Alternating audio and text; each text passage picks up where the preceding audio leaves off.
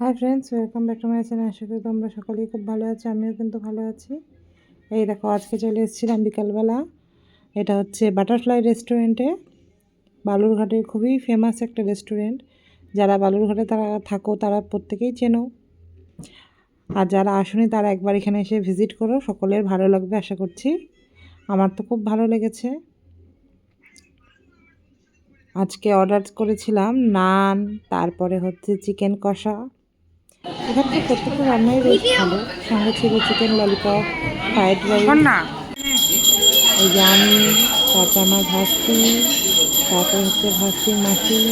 আমরা সবাই মিলে কিন্তু চলে গেছিলাম একটু ঘুরতে। তারপর ঘোরার থেকেই কিন্তু এখানে আমরা খেতে চলে গেছিলাম।